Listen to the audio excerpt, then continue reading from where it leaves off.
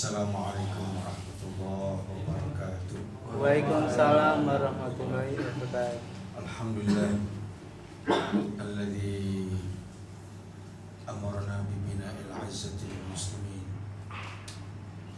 Asyhadu an la ilaha illallah wahdahu la syarika lah al-malikul haqqul mubin. Wa asyhadu anna Muhammadan 'abduhu wa rasuluhu shadiqul wa'dil amin. Allahumma shalli wa sallim ala nabiyyina Muhammad wa ala alihi wa sahbihi wa man tabi'ahum ila yaumiddin. A'udzu billahi minasy syaithanir rajim. Wa la tahinu wa la tahzanu wa antumul a'launa in kuntum mu'minin. Wa qala fi ayatin ukhra walillahil 'izzatu wa lirasulihi wa lil mu'minin. Bapak-bapak, ibu-ibu yang saya muliakan, kita bersyukur bahwa kita masih diberi kekuatan lahir dan batin untuk melaksanakan perintah-perintah Allah, untuk menjauhi larangan-larangannya. Di dalam kondisi akhir zaman di mana umat Islam hampir-hampir dalam kondisi yang kurang menyenangkan ketika orang-orang Palestina dijajah oleh Israel dan Israel berbuat semena-mena. Umat Islam cuma bisa demo. Ketika Masjid Al-Aqsa digali sekitarnya supaya tembok-temboknya runtuh, umat Islam pun cuma memberikan kecaman-kecaman. Ketika orang-orang Irak dengan alasan yang tidak benar dihancurkan oleh tentara sekutu, katakanlah, umat Islam cuma diam, berpangku tangan, tidak berani membela, dan banyak lagi.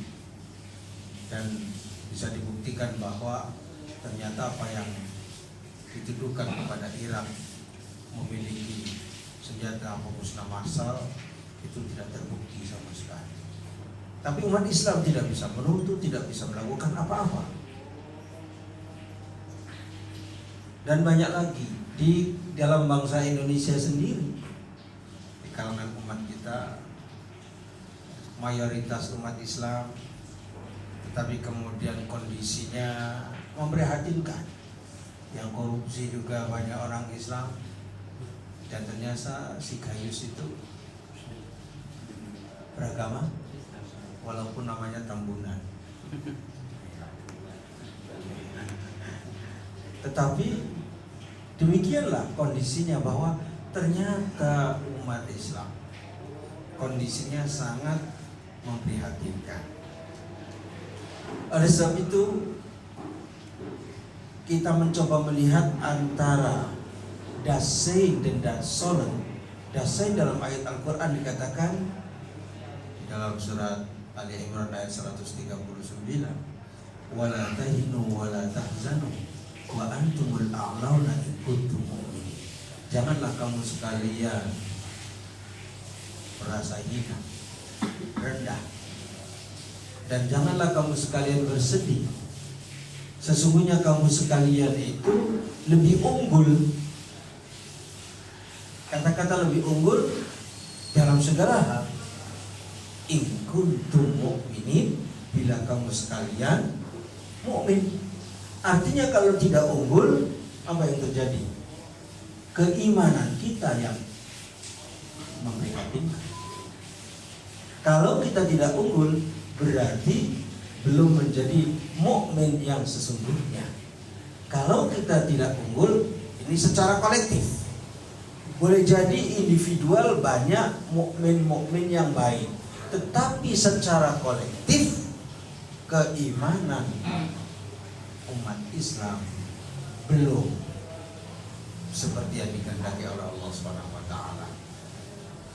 Oleh sebab itu antara Dasai dan Solen ini berbeda. Dasainya umat Islam itu adalah umat yang unggul. Dasainya menyatakan bahwa kemuliaan dan harga diri bagi mukmin, bagi Allah, bagi Rasul, dan bagi mukmin, seperti dalam surat Al-Munafiqun. Tetapi kenyataannya seakan-akan umat Islam tidak memiliki harga diri. Oleh sebab itu pada kesempatan yang sempit ini mencoba kita melihat bagaimana kita bisa membangun sebuah harga diri. Bapak-bapak, ibu-ibu yang dimuliakan Allah. Yang pertama, manusia diciptakan oleh Allah itu sebenarnya manusia yang paling berharga, paling mulia, paling hebat. A'udzubillahi minasyaitonirrajim. Walaqad karramna bani Adam wa hamalnahum fil barri wal bahr warzaqnahum minat thayyibat wa faddalnahum ala katsirin mimman khalaqna tafdila. Dalam surat 17 ayat 70. Kami telah muliakan manusia. Kami telah muliakan semua anak cucu Adam. Kemudian kami bawa mereka di lautan, di daratan. Dan kami beri rizki mereka dengan kebaikan-kebaikan yang baik-baik, yang thayyib-thayyib. Dan kami beri keutamaan anak cucu Adam atas semua makhluk yang diciptakan oleh Allah. Jadi diberi kemuliaan. Artinya kita sebagai bangsa manusia sudah memiliki keutamaan. Kecuali orang itu menghilangkan keutamaannya, menghancurkan keutamaannya, menghinakan dirinya. Walaqad zara'na li jahannama katsiran minal jinni wal ins. Dan kami jatuhkan mereka, lemparkan mereka dari jin dan manusia, kebanyakan dari jin dan manusia ke jahanam. Ketika mereka apa? Tidak menggunakan hal-hal yang dijadikan sebagai alat kemuliaan dan keutamaan, yaitu tidak menggunakan akalnya, tidak menggunakan matanya, tidak menggunakan telinganya untuk mengambil pelajaran yang ada di alam. Maka merekalah kemudian dilemparkan dan dihempaskan ke dalam neraka jahanam. Laqad khalaqnal insana fi ahsani taqwim. Kami ciptakan manusia dalam bentuk yang sempurna. Tapi tsumardadnahu asfala safin. Kami kemudian kami akan kami seret mereka, kami bawa mereka kepada asfala safilin, orang yang paling rendah. Kenapa? Nah, di sini karena tidak menggunakan akalnya, tidak menggunakan matanya, tidak menggunakan telinganya untuk mengambil pelajaran-pelajaran. Yang tidak dihempaskan ke asfala safilin adalah illal ladzina amanu wa amilus sholihat. Lagi-lagi illal ladzina amanu, kecuali orang-orang yang mukmin dan beramal soleh. Artinya kalau kita dihempaskan di dunia menjadi orang-orang marginal, mayoritas tapi marginal, mayoritas tapi tidak punya satu kekuasaan, harga diri, mayoritas tetapi dihinakan, itu artinya iman dan amal soleh kita memprihatinkan. Ini yang pertama, bahwa manusia pada hakikatnya diberikan kemuliaan, diberikan harga diri, telah diberikan segala macam yang ada di dunia untuk manusia agar menjadi orang mulia. Ini harus difahami. Jadi ada al-izza'il insaniyah, bahwa manusia memiliki harga diri, sudah membawa.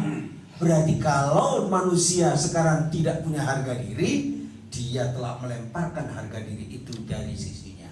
Sebab aslinya diciptakan oleh Allah sebagai makhluk yang termulia, makhluk yang memiliki keutamaan, makhluk yang telah diciptakan secara indah. Itu satu sisi. Berarti kita semua kalau yang benar sudah membawa harga diri. Yang kedua, Allah memberikan satu konsep agar manusia yang sudah diciptakan dalam kondisi mulia, dalam kondisi memiliki keutamaan, dalam kondisi memegang amanah untuk jadi khalifah di bumi, maka diberinya agama Islam yang unggul. Manusianya unggul, diberikannya satu ajaran yang unggul, yaitu Islam. Al-Islam ya'lu wa la yu'la alaih, bahwa Islam itu tinggi dan tidak ada konsep apapun di dunia yang lebih tinggi daripada Islam. Manusianya unggul, bibitnya unggul, diberi ajaran yang penuh dengan keunggulan. Untuk menjadi unggul tentunya harus berpegang pada Islam. Manusia ini keunggulannya tergantung daripada keunggulan keislaman itu. Kalau menjadi muslim, sejauh dia berpegang teguh kepada Islam, maka dia akan terbawa unggul bersama Islamnya. Tetapi ketika dia tidak berpegang teguh dengan Islamnya, maka akan melorot ke bawah, dia turun. Jadi seperti apa ya, alat yang bisa membawa naik ke atas yang besar, kita berpegang teguh ikut terbawa ke atas. Nah, konsep Islam begitu. Sejauh kita berpegang teguh dengan Islam, sejauh itu pula kita akan naik. Dengan demikian kemungkinan besar bahwa al-Islam, ajaran-ajaran, nilai-nilai, akhlak-akhlak dan berbagai macam al-qiyam al-islamiyah itu kemungkinan kita longgar dengan itu, sehingga Islamnya tetap unggul, manusianya turun ke bawah. Alhamdulillah, ini khusyuk-khusyuk dengan ngaji. Untung. Yang penting kalau ingin tidur datang ke pengajian. Insya Allah bisa ngantuk gitu. Ya coba saja. Tadi melek-melek, setelah ngaji tidur.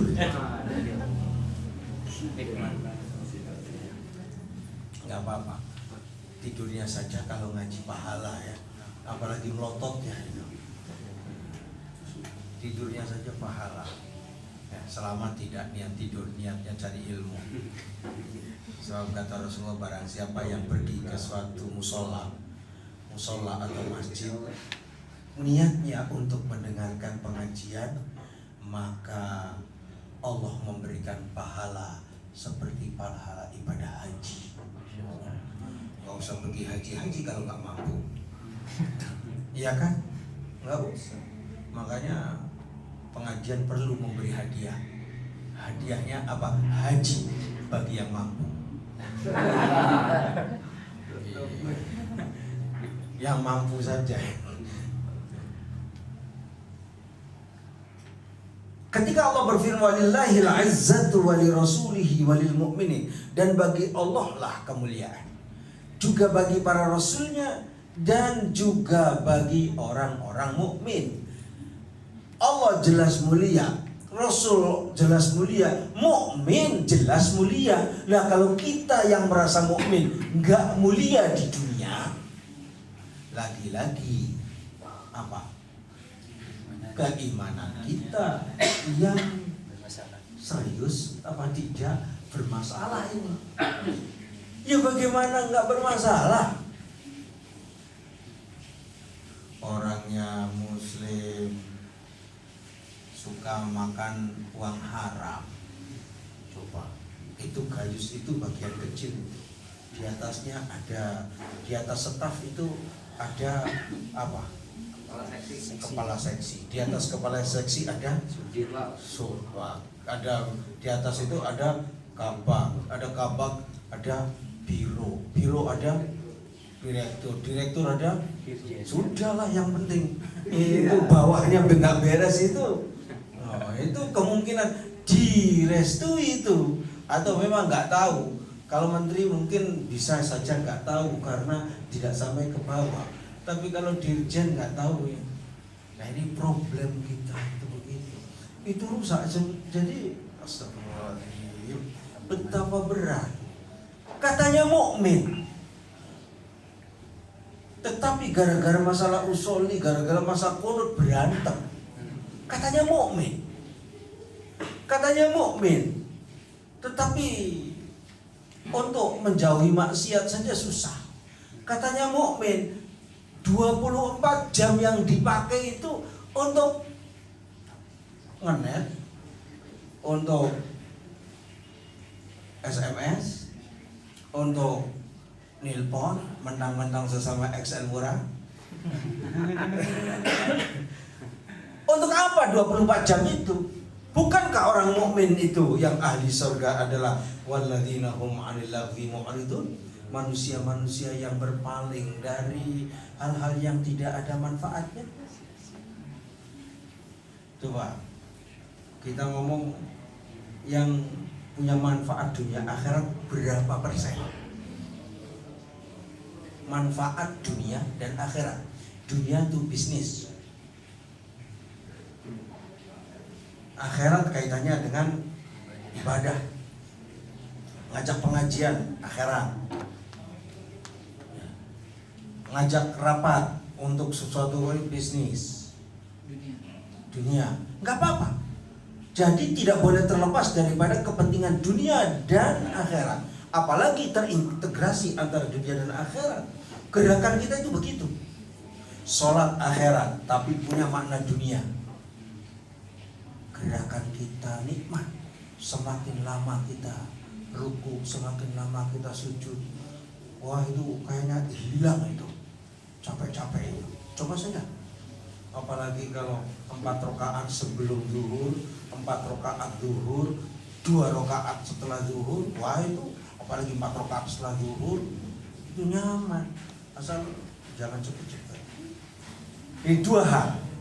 Kalau dari 2 sisi, dari kemanusiaan manusia, bahwa manusia itu diciptakan Allah sebagai makhluk yang berharga diri. Yang kedua, bahwa Allah supaya harga diri manusia itu tetap terjaga, bahkan meningkat, diberinya sebuah ajaran yang memiliki keunggulan, yaitu al-Islam. Al-Islam ya'lu wa la yu'la alaih. Sehingga kapanpun, dimanapun, nilai-nilai ajaran Islam dalam Al-Quran dan As-Sunnah silakan. Bandingkan dengan sistem ajaran lain, silakan. Karena satu yang benar itu tidak takut untuk didiskusikan, untuk diperdebatkan. Tapi yang salah adalah manusia kalau sukanya cuma debat. Manusianya yang nggak benar. Islam nggak usah diperdebatkan. Islam itu kita jalankan. Tapi kalau ada yang ngajak berdebat dan dia mencari kebenaran, oke. Tapi kalau ada orang berdebat hanya untuk debat, tinggalin. Orang-orang yang liberal biasanya tidak mau ini mendapatkan kebenaran dan tidak akan konsisten. Kalau debat dengan mereka lebih baik diem, tinggalin. Iya. Sebab nanti pokok ya. Yang ketiga sekarang, supaya datanya jawab ini. Manusia ternyata tidak bisa hidup sendiri. Secara individual mulia, asalnya dari Allah. Diberinya agama unggulan, yaitu Islam, supaya tetap terjaga keunggulannya, supaya terjaga harga dirinya. Secara komunitas, ini yang paling penting, karena manusia tidak hidup sendirian. Kalau diantara bapak ini punya dunia, sudah nih Satori, ente dunia milik ente semuanya, tapi yang lainnya nggak ada, seneng nggak?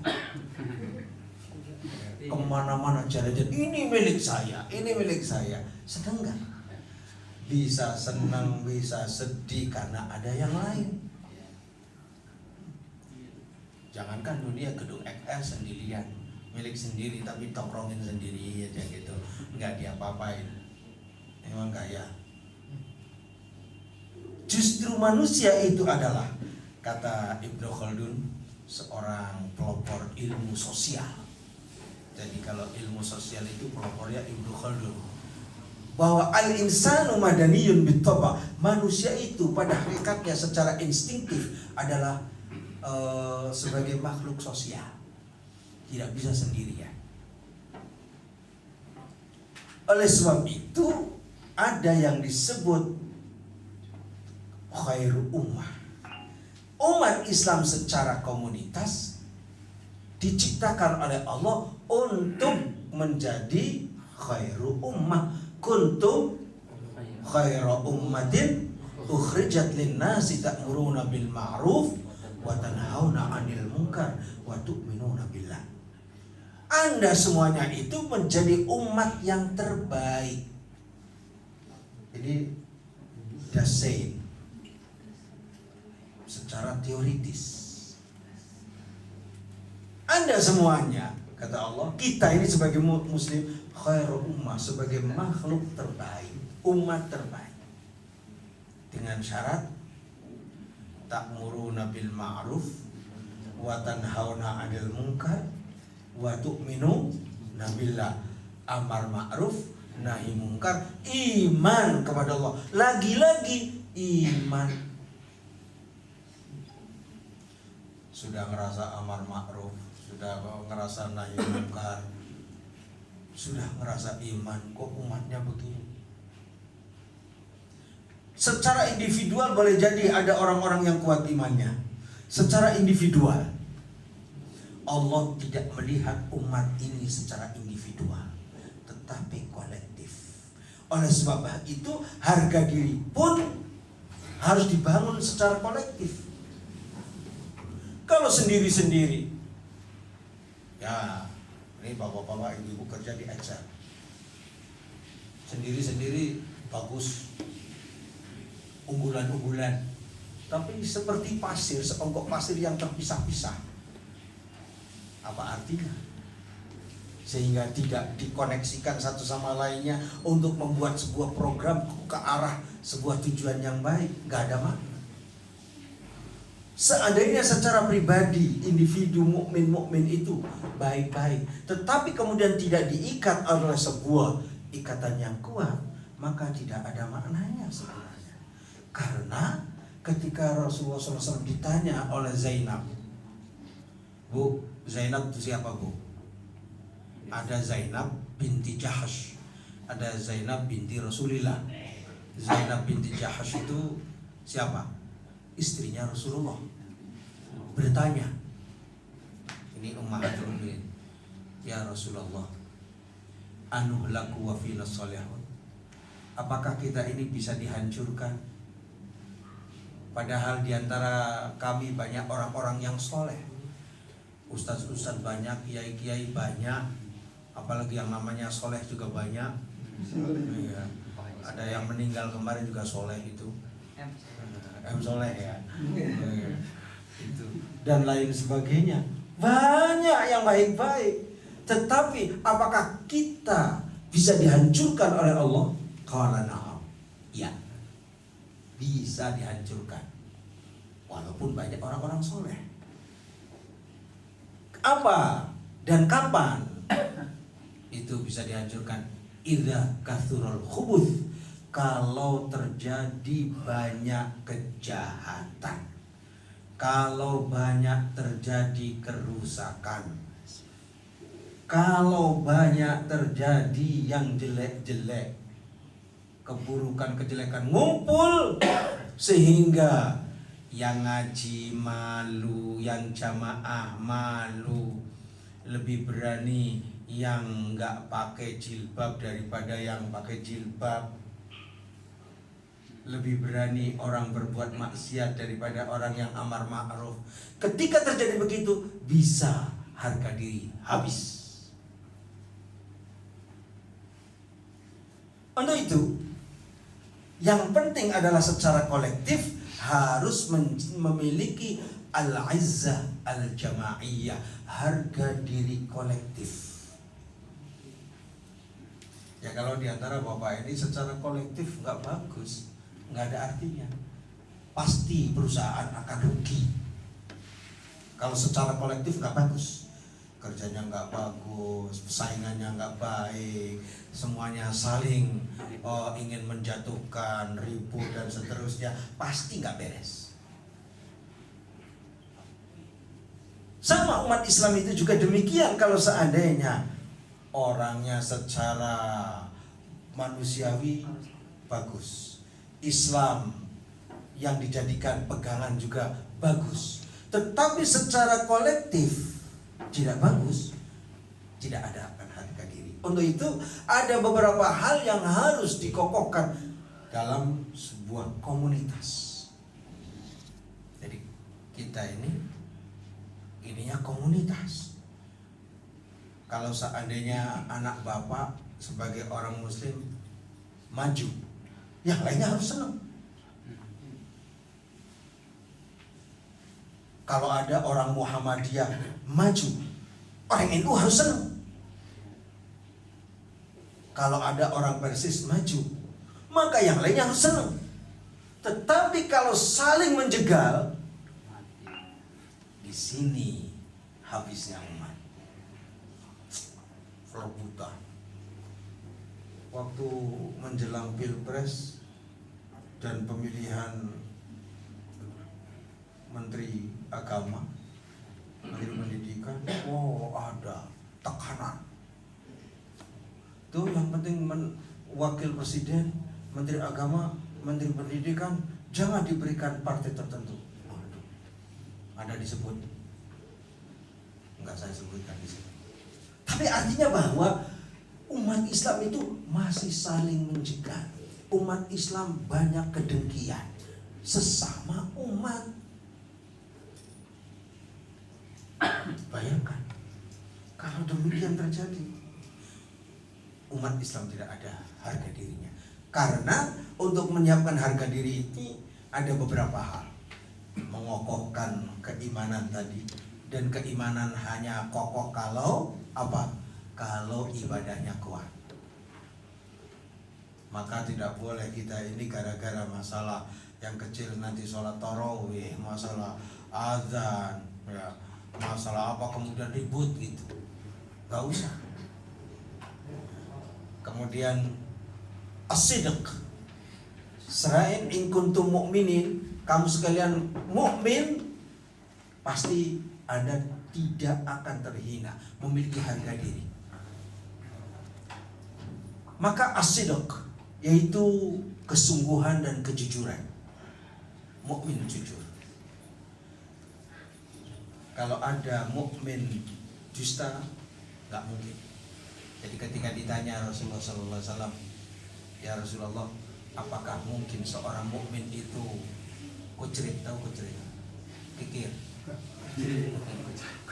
Iya, itu bahasa kampung. Kata Rasulullah, mukmin kikir? Mungkin saja. Dia mukmin tapi kikir. Kemudian ditanya, apakah mungkin seorang mukmin itu pengecut? Boleh jadi, kata Rasulullah. Tapi ketika ditanya, apakah mungkin seorang mukmin itu dusta? Tidak. Berarti kalau ada dusta antar umat, keimanannya minus. Kemudian mukmin itu saling memberikan loyalitas. Kalau ingin memiliki harga diri, maka loyalitas mukmin diberikan kepada mukmin yang lainnya, tidak diberikan kepada yang lain. Loyalitas itu hanya untuk Allah, Rasul, dan mukmin. Tidak boleh diberikan kepada yang lain. Berikutnya, kalau bangsa ini, umat ini ingin memiliki harga diri, harus taat kepada pencipta. Berikutnya, kalau ingin memiliki harga diri, komit dengan Islamnya supaya kita tetap tinggi. Dan yang terakhir, kalau harga diri itu merupakan satu hal yang sifatnya kolektif, maka memerlukan kekuatan. Umat Islam harus memiliki kekuatan. Kekuatan itu macam-macam. Kekuatan akidah, kekuatan ibadah, kekuatan jasmani, kekuatan ukhuwah, kekuatan harta, kekuatan pendidikan, kekuatan jaringan. Itu kekuatan-kekuatan. Nah, kalau mukmin betul-betul iman, kemudian memiliki tadi, insya Allah, kalau dalam bahasa Jawa Timur, jelegreknya itu sudah cukup menggentarkan orang. Faham jelegrek? Kata orang Cirebon, tongkrongannya saja. Nongkrong diem aja gitu.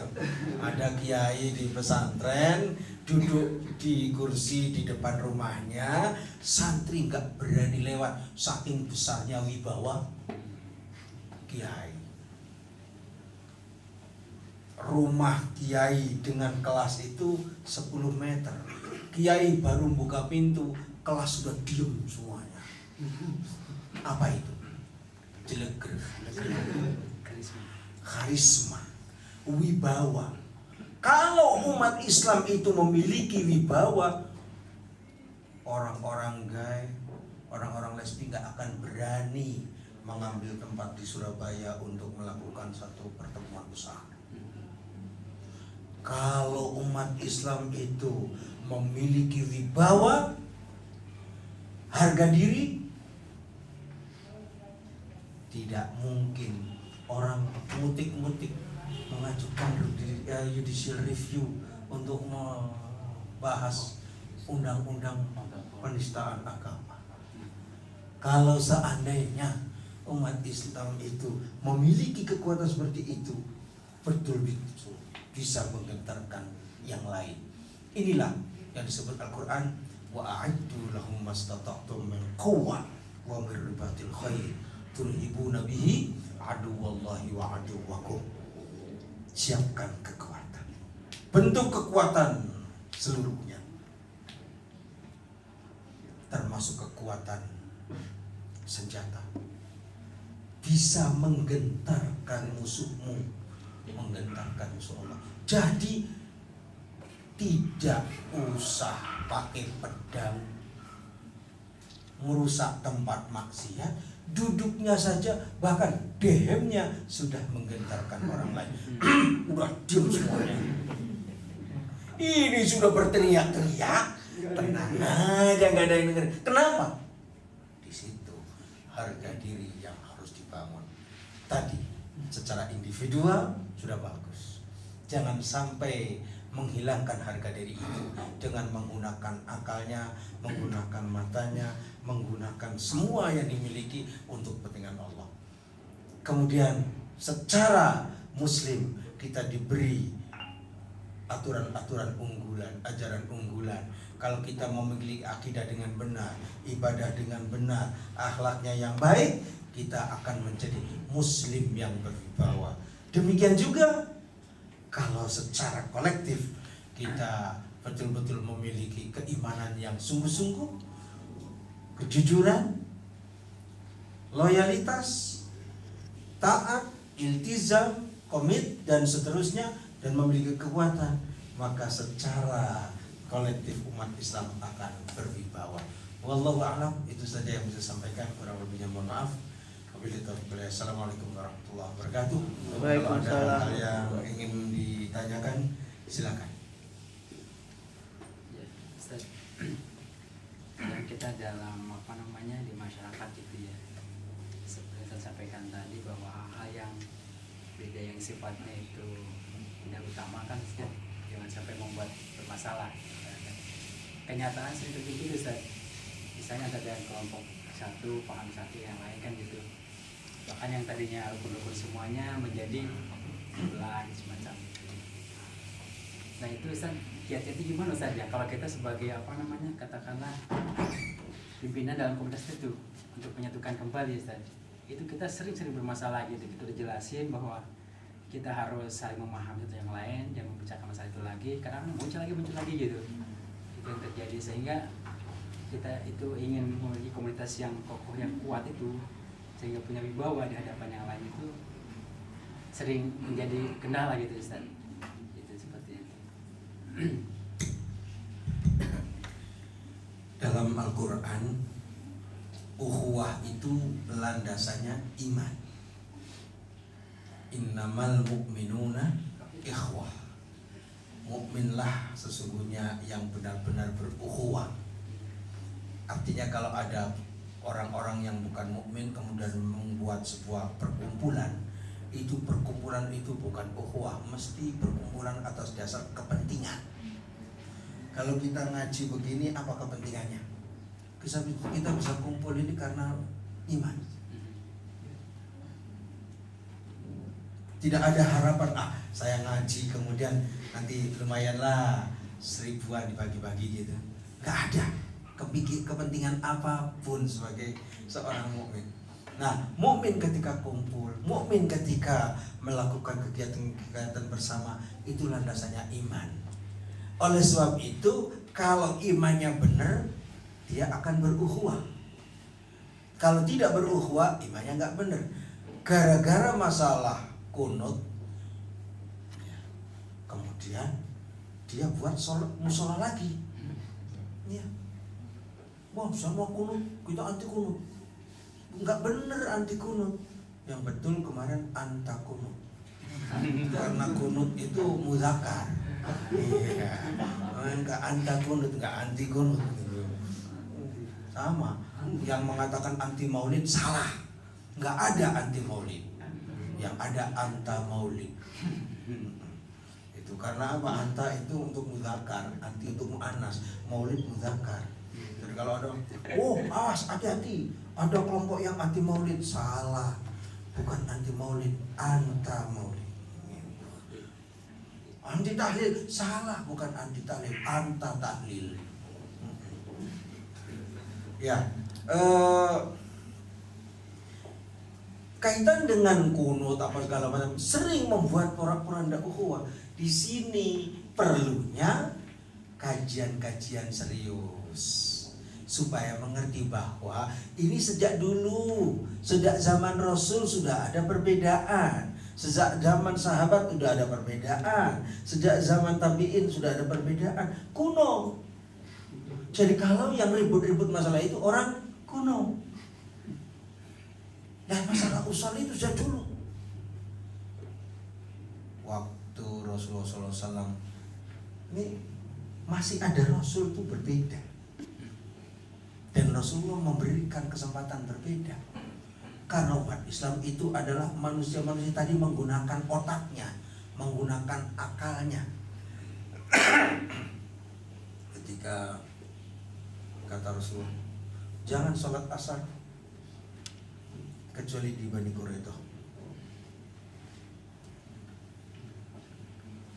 Kemudian masuk asar. Menurut sebagian, kita ini masuk asar. Dalam Al-Quran dikatakan inna sholata kanat 'alal mu'minina kitaban mawquta. Ini harus sholat asar. Ada yang sholat asar, ada yang tidak. Yang tidak ini nanti sholatnya asarnya di Bani Quraidah karena diperintah oleh Rasulullah SAW. Sampai di sana semuanya dijelaskan. Ada yang sholat asar karena berpegang teguh pada Al-Quran, ada yang sholat asar akhirnya di Bani Quraidah karena berpegang teguh pada perintah Rasul. Semuanya dibenarkan. Yang nggak benar yang nggak sholat. Waktu haji, ada yang baru umroh kan? Waktu haji, samping kanan orang Muhammadiyah, samping kiri orang NU. Ikut kan? Pas pas sholat Jumat. Sholat Jumat di Masjidil Haram, di Masjid Nabawi, adanya berapa kali sholat Jumat? Lupa. Gak memperhatikan, habis ngantuk. Adanya 2 kali sholat Jumat. Kata orang NU, yang bener NU. Buktinya adanya 2 kali. Orang Muhammadiyah diem. Saya sih lagi nggak komentar nggak apa. Pas itu ya, ini subuh nggak pakai kunut. Yang Muhammadiyah, nah, yang bener Muhammadiyah tuh sholatnya nggak pakai kunut subuhnya. Orang yang wah bahaya sekali. Nanti wah banyak hal. Ketika sholat tarawih 23 di sana, 23. Makanya kalau ada orang-orang yang mintanya, waktu di Belanda dalam seminar, ya, ada sebuah simposium di Belanda. Saya diundang untuk pembicara. Bahaya katanya di Indonesia itu banyak Wahabi. Ini Wahabi ini akan menghancurkan NKRI. Ketika saya tanya, yang Wahabi itu yang mana ya? Yang bagaimana? Yaitu yang ingin mengembalikan segalanya kepada Al-Quran dan As-Sunnah. Hah? Itu nggak salah tuh. Sejak dulu kalau nggak salah Persis ingin kembali kepada Al-Quran dan As-Sunnah. Sejak dulu Muhammadiyah juga ingin kembali kepada Al-Quran dan As-Sunnah. NU juga apa yang ditulis oleh Hadratus Syekh kembali kepada Al-Quran dan As-Sunnah. Wahabi mereka. Wah, loh, tadi itu ilmuwan itu. Gak jelas kalau makanya kadang-kadang orang tuh memfitnah apa enak aja fitnah. Tapi kalau ditanya apa itu Wahabi, bingung dia. Apakah Wahabi itu yang kayak orang Saudi yang bajunya kalau perempuan itu baju kurung dari atas ke bawah, kemudian ketip-ketip matanya hidungnya kelihatan? Apa yang begitu? Ya iya cirinya. Lah, terus yang mana itu? Oh, apa istrinya yang teroris itu? Nah, kalau mau sedikit saya bilang katanya banyak. Wahabi. Kan bingung. Kadang-kadang hanya fitnah. Apa sebenarnya Wahabi? Gak ngerti mereka. Fitnah. Memang ada Abdul Wahab, ada orangnya. Ya, mungkin di sini ada Wahab. Ya, di sana ada Syekh Imam Abdul Wahab itu yang mendirikan ini. Di antaranya madhab di Mekah di Saudi itu yang disebut katanya madhab Wahabi. Kalau kembali kepada orang Muhammadiyah, Persis itu banyak mengambil dari ajaran-ajaran itu. Oh, berarti Wahabi semuanya di Indonesia. Apalagi transnasional. Menurut hati-hati ada aliran transnasional. Apa yang transnasional itu? Harus jelas. Yaitu yang datang dari luar. Nah, emang Islam bukan transnasional. Datangnya juga dari luar. Kalau yang asli di Indonesia itu kejawen. Coba, Muhammadiyah ngambilnya juga dari sana. Mereka belajar juga dari Mekah. Orang NU juga, Hadratus Syekh belajarnya juga dari Mekah. Siapa? Nah, bingung. Pasal transnasional. Oh, ini sih yang bernuansa politis. NU nggak politis. Muhammadiyah nggak politis. Kalau nggak politis nggak dukung JK kemarin. Politis semuanya. Yang politis itu kan termasuk ngatur ekonomi apa segala. Kalau kita ini semuanya berpolitik seluruhnya. Ada memang politik praktis. Itu yang beruntung. Sebenarnya ada juga yang pengen tapi nggak beruntung. Ada yang masuk politik praktis.